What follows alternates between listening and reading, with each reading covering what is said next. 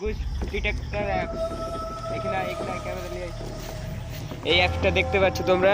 আমরা এখন log in করছি আর দেখবো ভূত আছে কিনা এখানে। রাত 10টা বাজলো, এখন দেখবো। এখন অন করছি।